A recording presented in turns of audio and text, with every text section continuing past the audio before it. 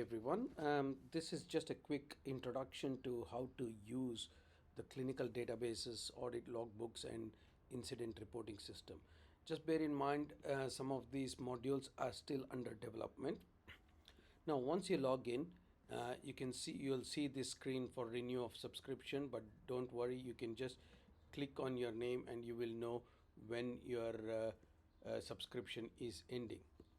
Now, there are two ways to add a new patient. You can add a new patient right from the screen here in the front itself, or you can go to individual databases and enter as a new patient, or you can add more data into each of these patients. PNB is still under construction. CNB, labor analgesia, obstetric anesthesia, and logbook is already complete along with the reports and analytics. So I'll quickly show you with the CNB now.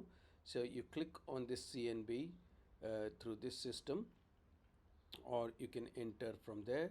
So here either you can select the existing patient or add a new patient.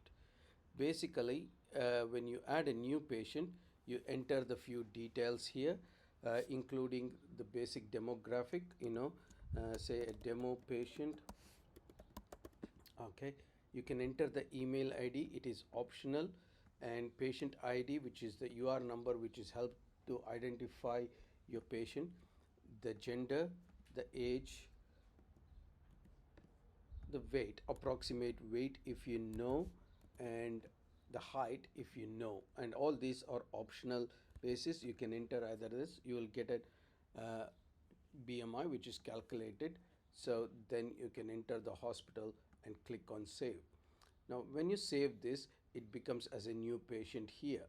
So you can click on this patient here, which is a randomly generated unique identifier number.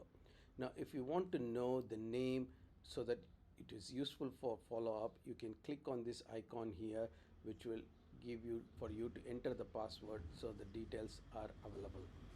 Now all these data is obfuscated or hidden in the system so that it is not available to view at any point of time.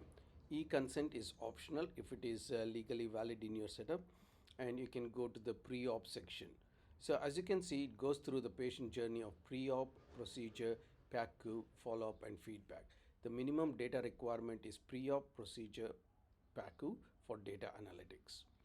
Then you can enter the specialty of your whatever you've done, whichever specialty you have chosen, and then you can select the surgical location, the type of surgery, the basic comorbidities including ASA, all those indicated by a star or mandatory fields.